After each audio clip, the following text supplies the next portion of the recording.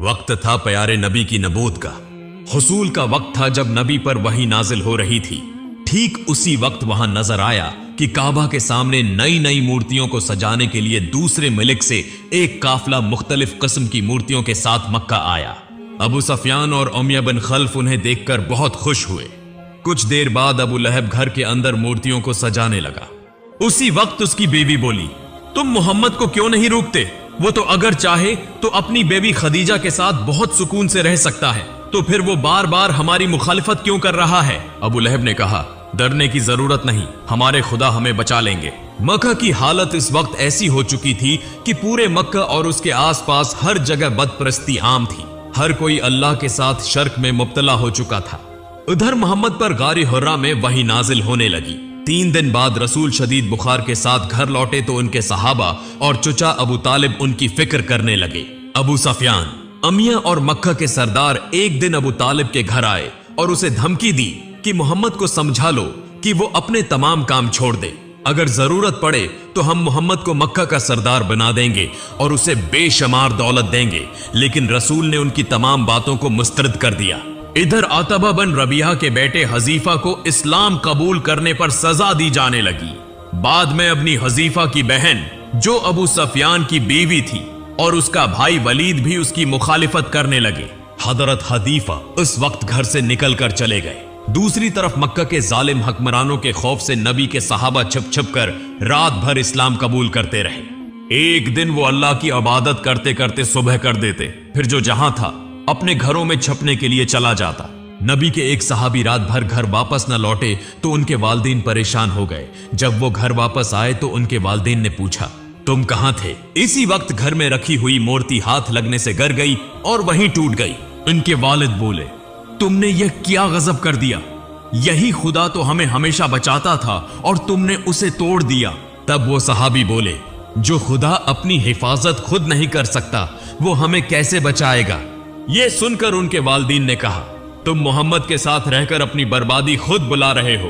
तब वो सहाबी बोले, हरगिज नहीं। फिर वो रसूल के पीगामात सुनाने लगे। एक वक्त आया जब उनके वालिदैन ने अपनी सारी गलतियों को समझा और इस्लाम कबूल कर लिया। अगले दिन मक्का के सरदारों को जब यह सब मालूम हुआ तो उन्होंने इस सहाबी को बुला भेजा। सबने उनके सामने रसूल का मजाक उड़ाया। अमिया ने अपने गुलाम बिलाल से कहा, बिलाल तुम उसे इतना मारो कि जब तक ये अपनी गलती ना समझ ले। लेकिन हजरत बिलाल जानते थे कि रसूल के तमाम पैगाम सच्चाई पर मबनी हैं। वो दिल व जान से अल्लाह से डरते थे।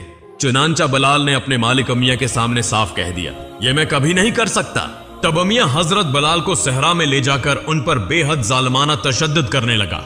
उसी वक्त नबी के मना बोले बेटे जीद वहां पहुंचे और बोले, अबू बकर उस गुलाम के लिए 200 दीनार देने के लिए तैयार हैं, तुम उसे आजाद कर दो। अमिया ने जब दीनारों को देखा तो हजरत बिलाल को आजाद कर दिया। इधर जब नबी पर वही नाजिल होने लगी तो मक्का के लोग खुले आम इस्लाम की दावत देने लगे। अल्लाह के हुक्म से तमाम सहाबा एक जगह जमा होकर मक्का में इस्लाम की तबलीग करने लगे। वो सब गरवा की सूरत में खाना काबा की तरफ बढ़ने लगे। मक्का के काफिर और मुशरिक उन पर मुख्तलिफ तरीकों से जुल्म करने लगे, मगर सख्त तकलीफ सहने के बाद वो आखिरकार खाना काबा के सामने पहुंचने में कामयाब हो गए। रात को अबू सफियान और उसकी बीवी आपस में गफ्तगू कर रहे थे। अबू सफियान की बीवी ने कहा, एक अनपढ़ आदमी के मना से इतनी खूबसूरत और सच्ची बातें कैसे निकलती हैं? अबू सफियान ने कहा, जिस तरह दिन बह दिन इसके पैरोकार बढ़ रहे हैं, हमें कुछ ना कुछ करना होगा। हम सबसे पहले मोहम्मद के कमजोर और बेबस साथियों को जुल्म व सितम के जरिए इस्लाम छोड़ने पर मजबूर करेंगे। जैसे ही यह फैसला हुआ, अगले दिन अबू सफियान और दूसरे कबायली सरदारों ने मिलकर कमजोर और बेबस मुसलमानों को पकड़ना शुरू कर दिया।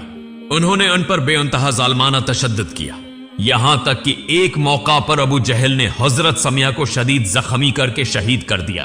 कुछ देर बाद वहां हजरत हमजा, हजरत अब्बास और नबी के मना बोले बेटे जीद पहुंचे।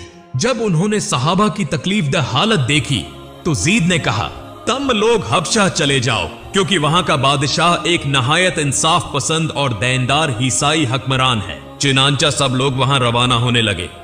इधर अबू सफियान को जब उसकी खबर मिली तो उसने अपने एक साथी से कहा, तुम फौरन हबशा जाओ और देखो कि वो लोग वहां क्या कर रहे हैं और सारी खबरें मुझे ला कर दो।